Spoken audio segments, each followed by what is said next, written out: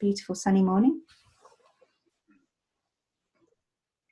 Namo Mitabu. So welcome to the people watching later. Just started the recording of the Zoom.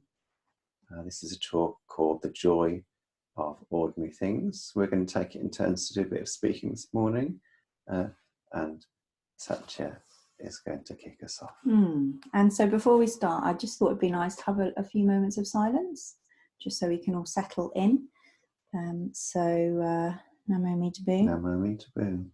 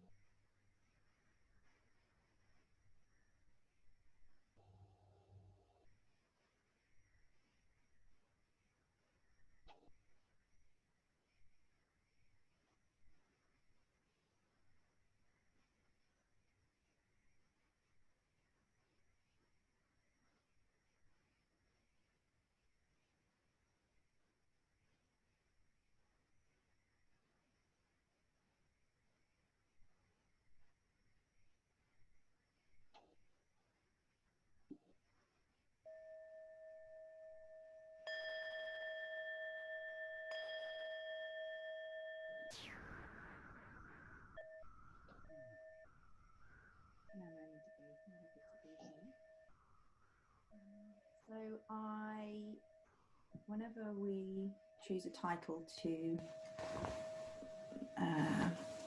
things to speak about, it's always a bit overwhelming because there are so many things that one could say about any topic. So something I like to do is to find a few words from other people as a bit of a launching off point.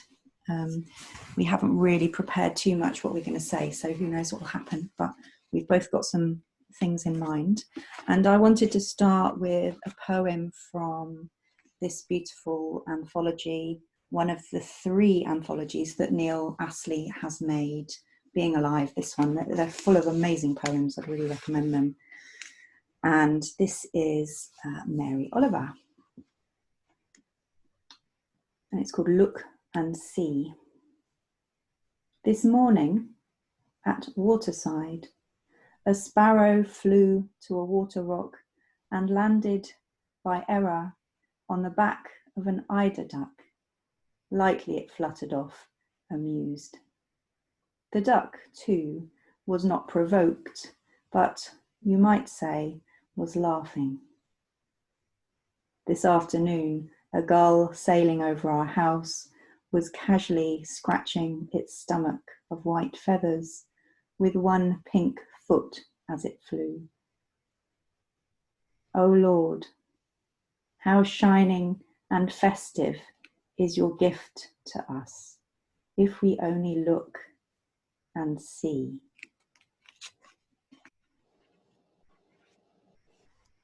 So I've been holding this poem this morning and just wondering about it. What's it saying? And there are a few different things. I'm just going to mute you, Vajra. There we go. Could you try and do that, love? There's something about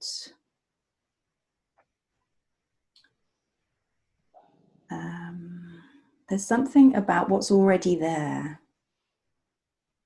That what's already there is,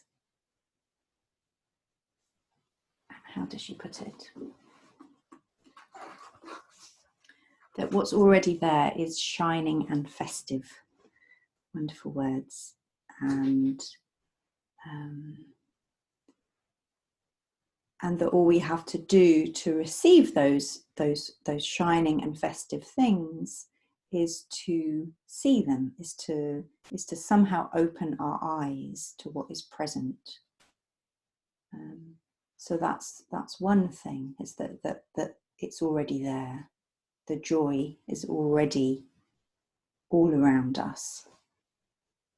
The other thing that struck me was the simplicity of the things that she found joy in the poem, that there were two very small incidents. One was a little mistake made when a little bird kind of landed on another bird, and that just kind of being able to catch that little moment and the reaction of both of the birds involved. And the other was just a kind of that relaxed moment of the gull, was it scratching itself, just kind of flying along, and kind of like feels like catching it smoking a fag or doing something casual that's unexpected. Both of those moments were very simple and ordinary, but also completely unique and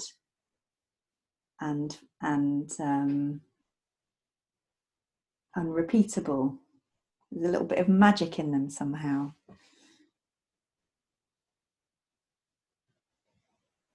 And the other thing that strikes me is how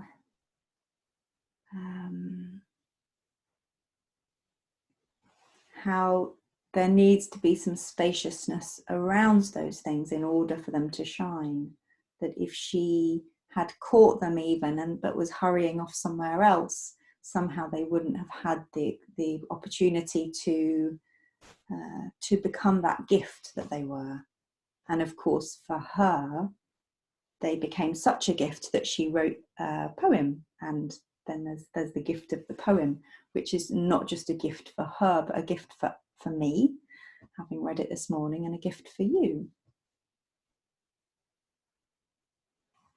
So there's something about whatever our entry point is,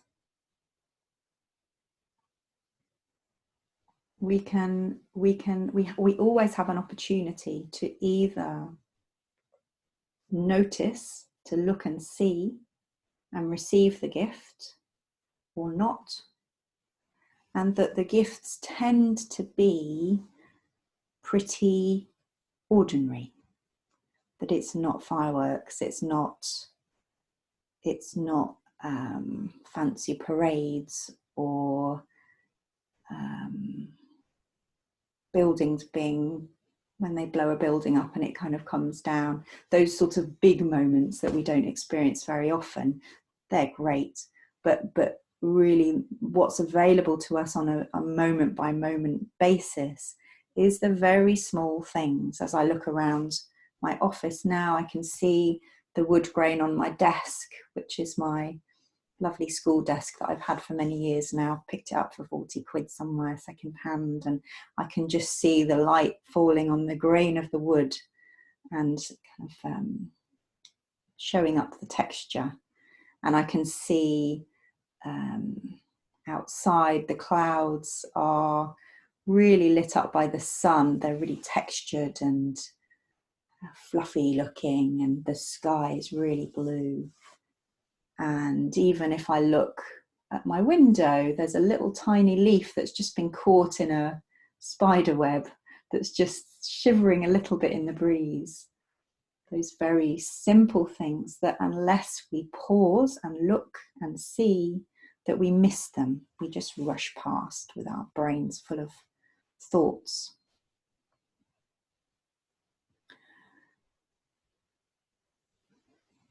And it takes a bit of courage to leave space around things. I was just thinking about my feelings about offering you this talk.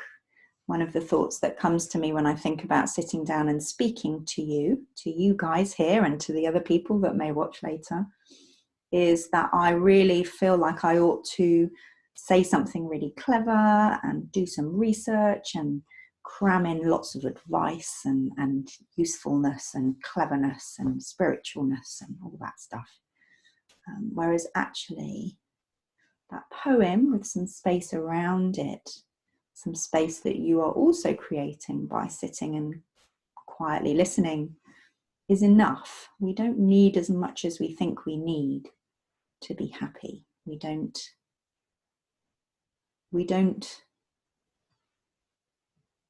we do rely on many things to prop us up and to fill our time and to distract us and to make us feel better about ourselves. Actually, there's a process of stripping away those things in order to come more into relationship with joy. It's for me, it's not about adding. It's not about finding more. It's about seeing the stuff that's in between me and the sky and letting that relax very slowly. Lots of things I could say, but I feel like it might be time to hand over to my compatriot. Our esteemed colleague. My very esteemed colleague, Naomi Taboo. Naomi Taboo. When Satya read the poem, what came to mind to me were the two forms of Buddhist meditation that some of you may have heard of, samatha and vipassana. Samatha meaning stop, and vipassana meaning look. Essentially, this is the foundation of many kinds of Buddhist practice, stopping and looking. And what is it that we see when we stop and look? Either we see ourselves or we see Buddhas. Those are the two options.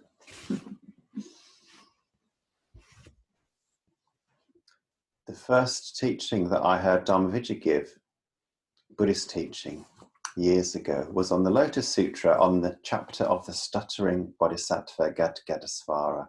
And one of the vows of Gadgadasvara is to appear in any form that is required in order to enlighten the people around him or the beings around him. And Dharmavijja picked up a teacup and said, this chipped mug could be the stuttering bodhisattva Gadgadasvara, even this chipped mug.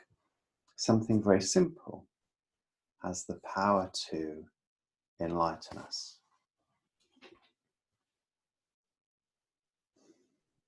So,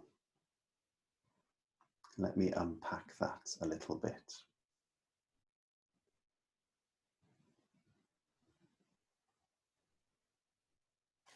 So, what is it that we see when we see a Buddha in the form of a chipped mug or a desk with fine wood grain on, or a sparrow landing on the back of a duck? There's two aspects to the Buddha appearing as these things. The first is the immanent. It's the actual material, concrete thing, the living thing, or the object that our senses are coming into contact with. And as we meet that, what we notice is the stream of causes and conditions that have created this simple thing, this ordinary thing, this beautiful thing that is coming to us. So we can experience gratitude for the sparrow, the duck, the desk, the leaf in the cobweb, understanding all of the causes and conditions, the material qualities, the great processes, the living beings that have been involved in bringing those things into our field of awareness. And the more and more we do that, the more we notice how dependent we are on the world around us, how we're supported by innumerable causes and conditions.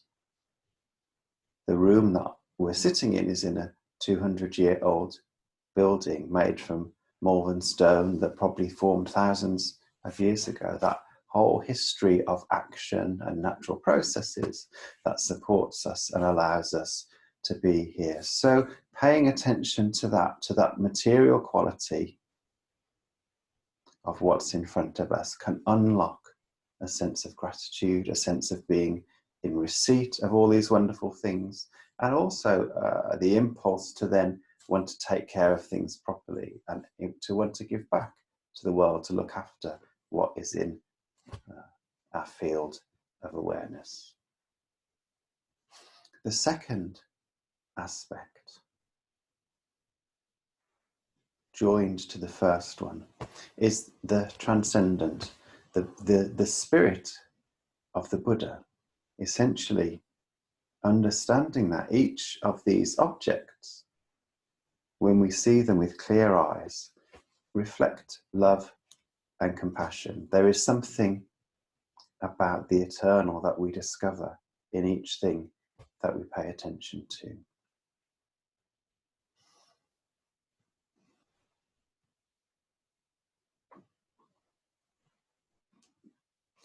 And it's really quite a small step from being grateful for the material processes that bring things to us, to appreciating that actually the spirit that brings those things to us. And I mean spirit in quite an ordinary sense of the world. In the one hand, you know, like the spirit that I offer a gift in can either be generous or selfish.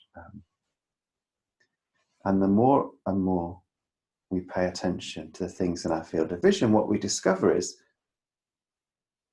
the spirit of generosity in the things that are coming towards us, which again deepens our sense of gratitude and fosters that impulse to want to take care of the things around us. And as Satya said, occasionally we might experience that in very big ways, in spiritual experiences, or when something dramatic happens, or when we receive a particularly beautiful gift. But we can also, one, come to see it in the very ordinary things around us, and two, trust that actually we are always in receipt of these things. And I suppose the other aspect, or to pull out a little bit more about the spirit of these things coming towards us, it is the spirit. Each of these things is showing us the Buddhist teaching. Each of us is showing us the Dharma. Each of these things is showing us the Buddha, because they are real, they exist from their own side. They're nothing to do with us at all. And like William Blake, each looking into that dewdrop, each one can reflect the whole world in a small moment. Shall I pass back to you there? Thank you. Hopefully that makes sense. I'm aware it's kind of something a bit nebulous, but there's really trying to get to something that is slightly beyond words. Yeah, and that's a nice little segue. Thank you. I'd also like to say a bit more about the second kind of spirit that Kaspa identified, the more, what's that word? Ineffable, the more ineffable, ineluctable. There's lots of words, I can't think of them right now, but they're all really lovely, that point towards that unknown, the mystery, the transcendent quality. And I'm interested in the last stanza of this poem. I was talking to somebody yesterday about Mary Oliver, and she was saying how much she loved Mary Oliver, and that she didn't think that she was a religious person, but she kind of knew that she had a spirituality which was very embedded in nature. And I know that Mary Oliver is, she's still around, a religious person, that she's Christian. And this poem for her seems quite rare because she mentions the Lord. The last stanza is, "O Lord, how shining and festive is your gift to us, if we only look and see." And I think for me, it's impossible to really enter into the joy of ordinary things without them pointing me towards something that is way bigger than I can understand. And that for me, my life changed when I allowed for the idea that there might be something much bigger than me that I didn't understand, that had some sort of, this is a very long sentence, had some sort of knowledge about what was going on, or had some kind of oversight in terms of the much bigger process that we're a part of, that has more idea than I do of what I should be doing. And for me, that's the crucial bit. It's that maybe, just maybe, I don't know what's best for me, but there is something much bigger that has much more wisdom than I do about what I should be doing, or what is not just what I should be doing, but what my destiny is, to use a bit of a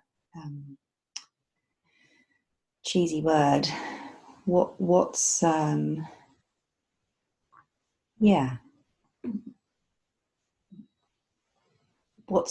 meaning for me? What's it all about? What is this life all about? And I really love that she names her higher power in this poem. "Oh Lord, how shining and festive is your gift to us." So she's thanking the Lord for the gift that she gave her. She's very explicitly connecting with that mysteriousness. And the more that I live a spiritual life, whatever that means, the more I immerse myself in spiritual writers and teachers and the wisdom of the little leaf and the trees and the sky, the more important that conversation becomes for me, and the more foundational it is when it comes to living well, and living well for my sake, because I don't want to waste these gifts that are being offered all the time, but also living well for the sake of others, for the sake of other humans, for the sake of other non-human animals, for the sake of plants, and for the sake of non-animate objects, which I struggle to see as completely inanimate. I think that anyone that's kind of, visited a mountain or some body of water, or looked at the sky, for me it's difficult to see that matter as completely dead. There's something that there's some spirit in it, there's something that enlivens it. And the more that we see it as enlivened, in my experience, the more that our relationship with it takes on meaning and depth and magic. So it feels a bit counterintuitive to say that really the trick to enjoying ordinary things is to see them as God, to see them as manifestations of Gadgadisvara or Kuan Yin, or all the spiritual ancestors from all the amazing traditions we have in this world. But for me, that's the trick. And we need to approach that in our own way. We need to find our own language. We need to find our own way of thinking about that. We need to have our own experiences, because that's the only way to really connect, is for it to be real in our bodies, for it to be real, for it to be embodied, for it to be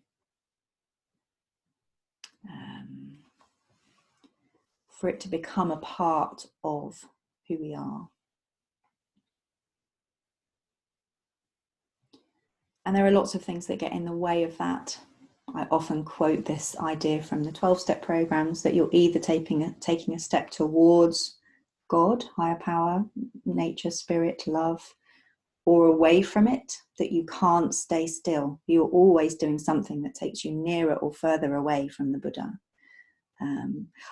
I hate that, because when I say it, I realize how many of the things I do every day take me away or keep me away. And there's sadness in that too, because when I am stepping towards, it's wonderful and everything starts shining. But so often I'll turn towards sugar or compulsive thinking or planning or comparing myself with other people, or thinking about how things will be better in the future, or thinking about how I got things wrong. All of that stuff gets in the way. And that's how it is to be human. You know, luckily, as Pure Land Buddhists, we have the bamboo paradigm to kind of make us feel not completely crazy, or make us feel like other people in that respect. But it's good to notice it as it's happening. The more we notice whether we're stepping towards or away, the more likely we are to just catch ourselves sometimes and think, oh, I could watch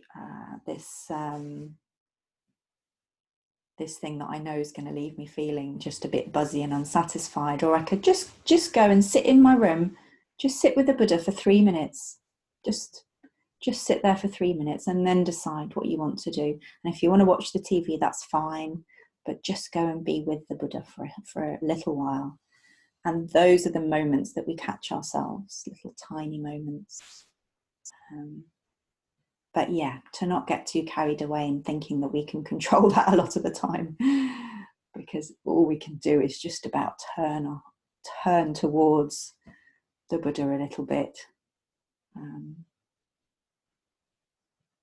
Yeah, so I really like that Mary Oliver names the Lord. And I do wonder if a lot of her poems are less religious because people these days are wary of religion for very good reason. Lots of awful stuff has happened and still happens in the name of religion. Human beings get really tangled up when it comes to forming institutions and holding power and thinking that they know better than other people. I'd like to speak up for a kind of a reclaiming of religion, a reclaiming of words like grace and faith, and that might not be very popular, and that's okay. Some people will get it, or some people will hear something.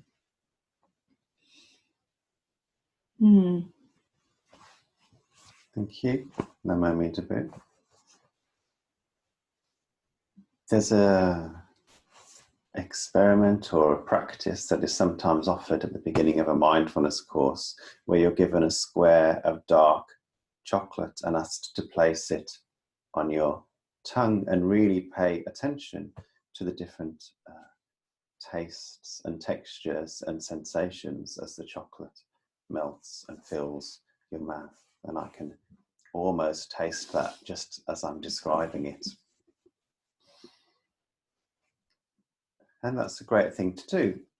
And as I said earlier, that experience you can take in two ways. You can take it as a lakshana, a signpost back to your own selfishness, your own processes, your own entanglements, or as a signpost to something that has life from its own side. So it might be that when the chocolate melts, oh yes, I really like this. I wonder where it's from. Maybe I can go and get some later and keep it in the cupboard. Then when I'm sad on another day, I can do this. Or, oh, this is a good practice to do, really paying attention to things. I need to make this into a habit. So every time I get up, I'll make sure that I pay attention to one thing and really creating or engaging in what Suzuki Roshi calls confections of the mind, appropriately enough, speaking about chocolate.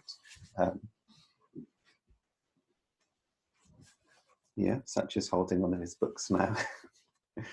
Confections of the mind, all that frothy stuff that the mind engages in, that is really about or comes from our own insecurity in the world and trying to find some way of righting that insecurity through all of these different strategies.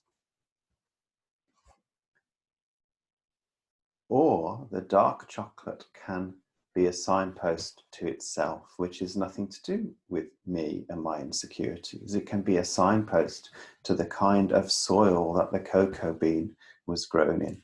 I learned last year that good chocolatiers never use the same recipe because the beans taste different each time they're harvested, so they have to adjust the recipe.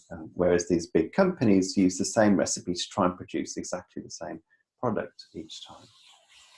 So something about the life of the bean and the sugar and the particular water that's used to create this bar of chocolate. And in that moment of appreciating its own liveliness,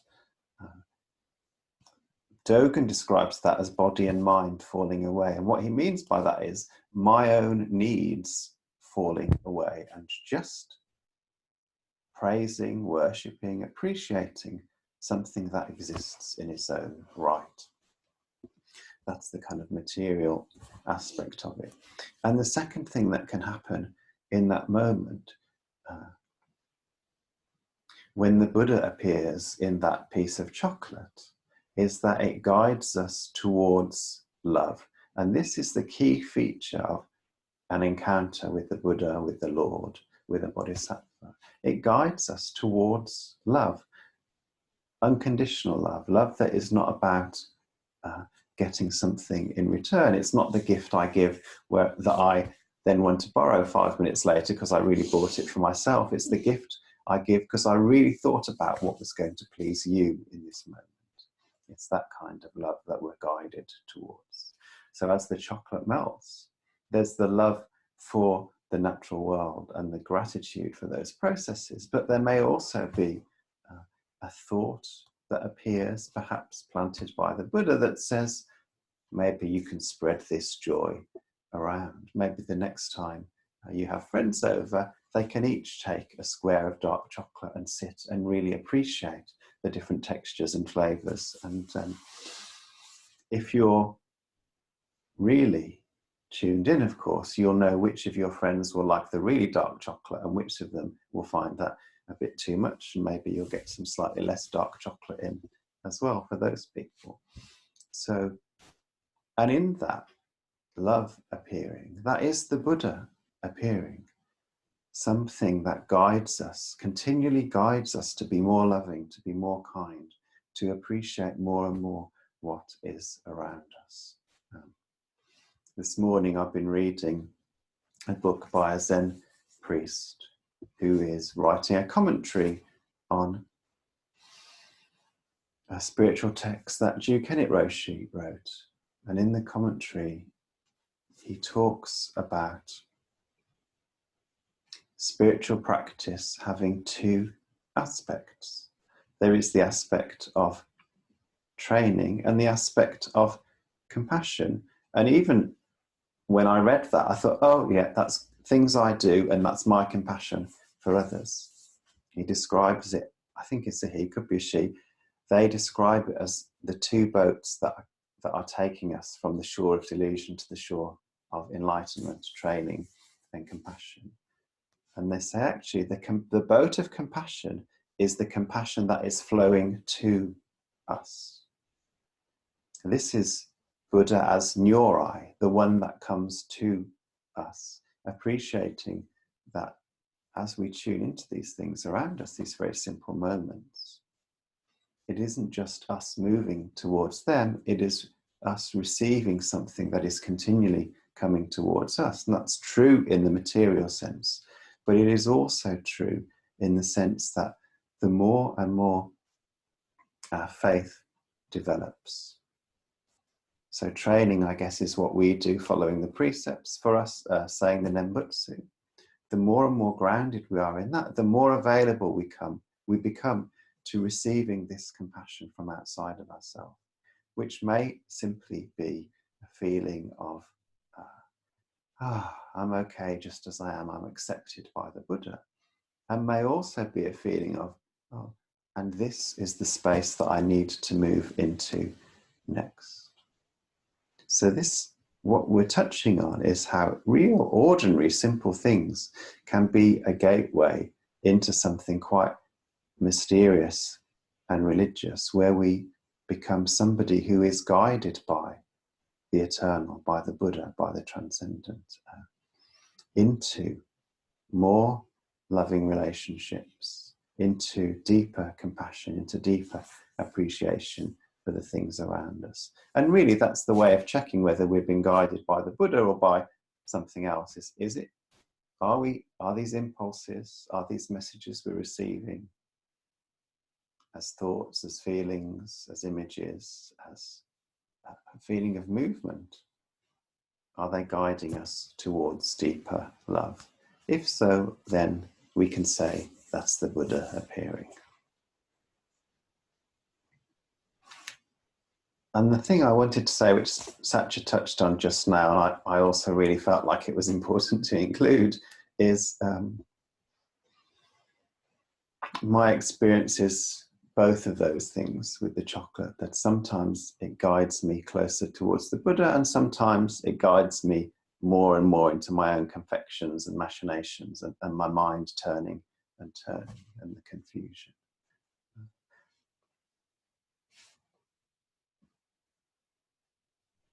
And there's a real skill here in finding the middle way between taking these talks and teachings as well, they are ideals, and we can use those ideals to become very self-critical of ourselves. Or we can go, oh, well, I'm just a bamboo being, so I don't need to worry about it. And actually, we are a practice school. So the middle way is to know, here is the ideal, and here is me. This duality is the religious relationship, an ordinary person in relationship with the ideal, trusting that there is an ideal, even if I can't manage it. And that trust, that is the beginning of faith.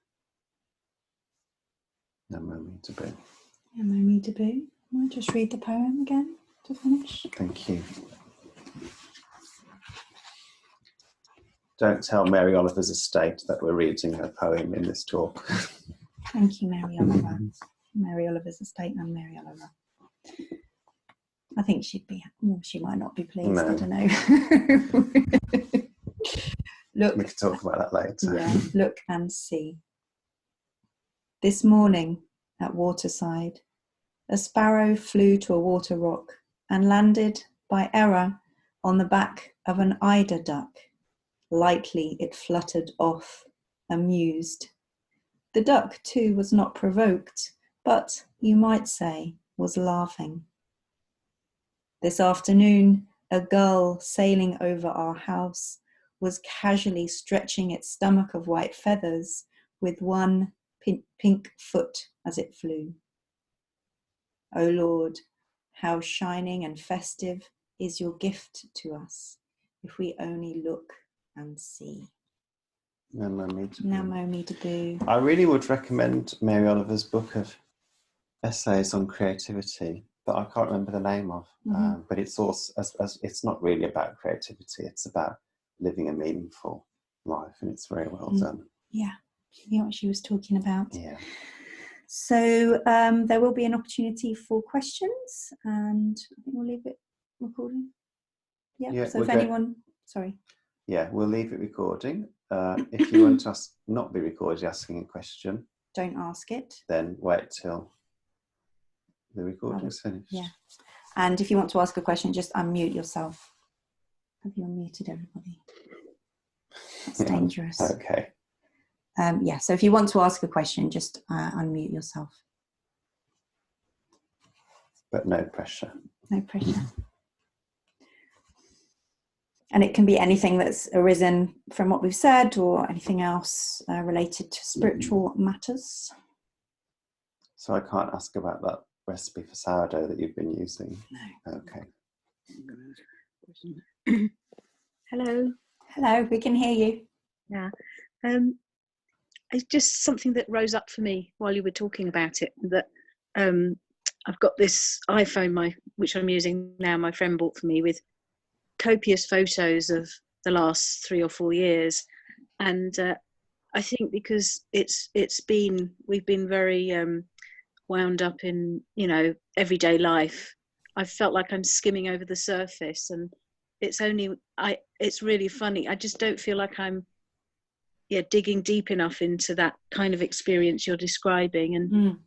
And it's nice in a way that the only way I can do that is when I look back at the photos and I actually live the moment, but in retrospect.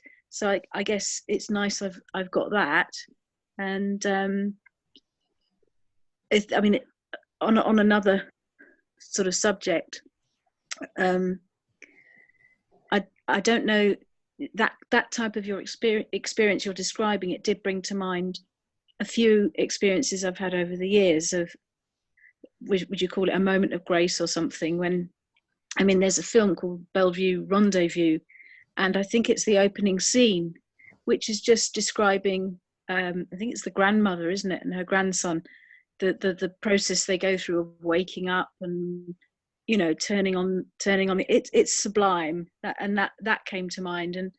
And then I've had a few moments, I think twice, many years ago once, and then more recently when I've been on a meditation retreat, and you kind of get into that state of mind of, I remember coming out, this is when I was 19, coming out of the meditation, and I literally was, for lack of a better description, I was a bit like Neil from The Young Ones, like, look at this blade of grass. Oh, you know, I wish I could be like that all the time, actually.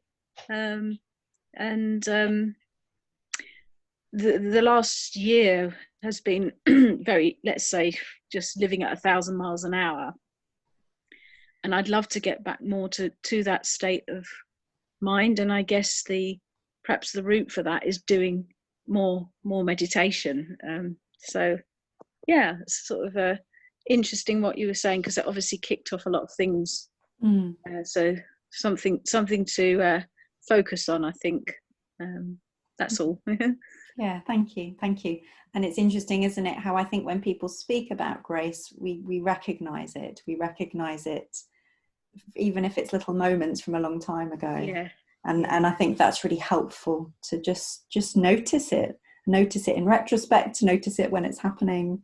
And it may be doing more meditation is the way, it may be doing less meditation, it may be that you take some things out, and that you leave space, have some little moments of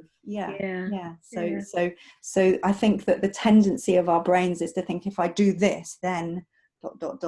and then straight away we're off, as Kaspa was saying. So it's a fine balance, and also just accepting that we're going to be human, that we're, you know, to not those bits that are hard on us about not doing it properly, just say to them, oh yeah, there you are, that bit that's hard on me, thanks for your concern, and just be kind to it, rather than letting it take over.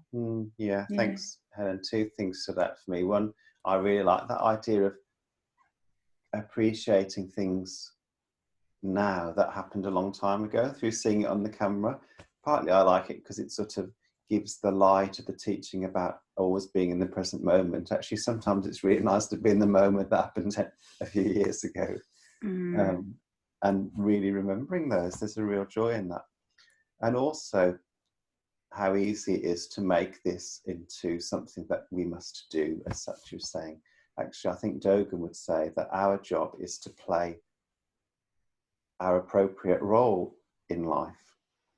And that when we do that, when we kind of take care of the things that are appearing in our life, actually grace is more likely to enter. So it's, rather than beginning with, completely understandably, and I fall into this as well, I'll do these things and I can get more of those experiences. And probably even I was speaking in a way that suggested that Dogen's view would be, when I take care of the things that are in front of me, grace is more likely to enter. So my job is to be a good person, more or less, and then the spaces appear where I can experience those things. Maybe even not to be a good person, but to be yourself. Yeah. Well, there's lots of different windows. Yeah. Anything can be, all of these teachings you can take, I think the Buddha used the simile of the snake and the Dharma, like you can take a teaching, if you take it by the head, then you can hold it and it can be really useful because you can get the venom from it. It's obviously a thing they used to do in ancient India. But if you take the snake by the tail, then it just turns around and bites you. And any teaching we can use either to make our lives more complicated or to make our lives more graceful. Yeah, thank you. Anyone else like to ask a question? I would just ask you both, with all the advantages of being present and the peace and tranquility and noticing, why is it so difficult? I might be aware of this, but then spend 10 seconds of a 24-hour day actually being able to make it possible. Yeah, really good question. I think I hinted at it when I said it's about our insecurity. The world is not always a kind place. So we arrive wounded into this world and we develop ways of keeping ourselves safe that, as well as protecting us, also keep out all of the grace and the things to be grateful for. And to experiment with being more present means coming into contact with the unknown, which for some parts of us can feel very risky because perhaps they don't know that actually we're in a really safe place right now where we can let our guard down. They've just learned that our guard must be up all the time. And that is true for almost every human being because of the nature of how it is to be human. We all get knocked about and build walls or either build walls or build habits that take us away and distract us. And in letting go of those habits can feel from their own side that that's a really risky thing to do, to stop keeping us safe in that way, because they don't know that grace is there.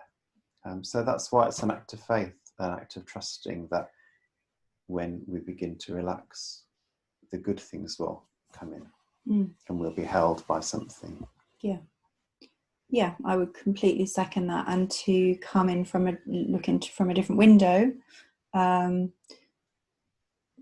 experience as a psychotherapist is that these woundings that often happen when we're very young and we're completely vulnerable and helpless and dependent on one or two people who have their own baggage, as we all know.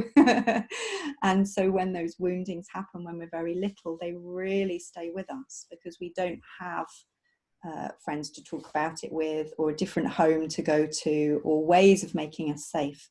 So the ways we make ourselves safe are by developing all these habit patterns and protections that keep the world out, or that manage things, or make us feel like we're in control, and lots of habit patterns that get us out, so distractors, binge eating, they can be like alcoholism or watching too much TV, or all those things that take us away from being present. And for me, all of those things happen to stop us from being flooded with the emotion that is being held by these kind of young parts of us, these young wounds. So with my other hat on as an IFS therapist, what we do is we enable those wounds, those young parts, to be healed.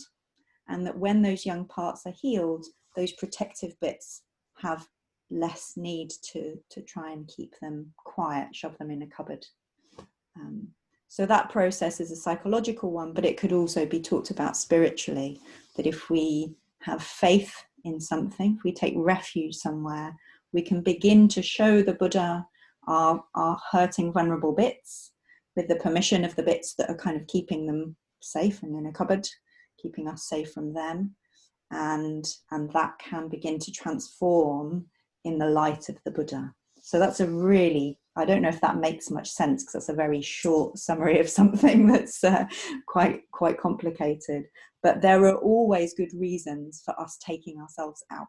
There's always a good reason for not becoming present. And I'd say 99% of the time it's because we don't want to feel something, we don't want to go somewhere inside, we don't want to risk being overwhelmed by by usually old feelings that are kind of trapped. Does that make any sense? It does, thank you, yeah. I think the thing I would add that I've started noticing is actually the experiences that leave wounds. It isn't just a traumatic experience that leaves the wound, it's a traumatic experience that isn't held by a community of people with some faith and trust, or even one or person. compassion. Yeah, or one person. Actually, we can be very resilient when we're in relationship with grace that maybe comes through another person. But when we experience a wounding or a trauma, and we're in relationship with somebody who is afraid of feeling emotions, or who hasn't got the capacity of supporting us through that, or there's nobody there, that's when we begin to build those defenses that either build walls or take us away. So the antidote is to bring, as Satya said, is to bring those things into a community of faith, or into another person with faith, or into relationship with the Buddha, where they go, oh yeah, life is hard and I can still be loved in the midst of this difficulty. And when Kaspa says trauma, we don't mean sort of being beaten. We mean the kind of the breaks in relationship that happen in all families. So it may be that a parent doesn't quite attune to us, so they don't understand what we're needing. It may be that they get overwhelmed by our crying, so they kind of leave us occasionally. So it's the things. It can be very small things. Very small things. Could be someone's having a bad day or a long day at work, and a child comes home and says, "Can I show you this picture?" And you just go, "Oh, just in 5 minutes." And actually, if that isn't repaired, if the parent doesn't then go and say, "Oh, sorry, that was to do with my day at work, and it wasn't anything to do with your picture or you," it can create a hardening in the heart. The child may think, "Oh, well, I must be too needy because this is the reaction I had," rather than they were having a bad day. And when we're very young, we don't know that the other person's having a bad day. We interpret everything as being something we've done. We must be bad. We must be worthless. We must be ugly, or too needy, or they're very common we could beliefs. Talk about this all we could day. It's another talk. Maybe we'll do one of those as well. But thanks for the question. It's a really, really good question. Yeah. Any other, maybe time for one more question if anyone has one?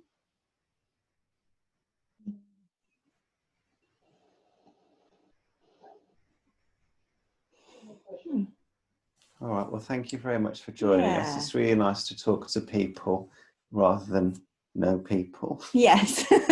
We discussed beforehand that if nobody came, we were going to do the talk anyway. I'm not sure if we would have invented an audience or not, but we haven't had to, so that's very nice. Lovely to see your smiling faces. And just expressing gratitude for what we've received that allows us to pass on some of that to you. It's all not just second hand, but 100 hand probably. And my invitation for you today is that you look and see where that takes you. Just experiment with receiving the gifts of the universe. So Namo Amida Boo. I'm sure we'll see you all again soon. Have a lovely day. Let's go and find a square of dark chocolate. Yes, square of dark chocolate for everyone now, I think. Namo Amida Boo. Bye-bye. Bye.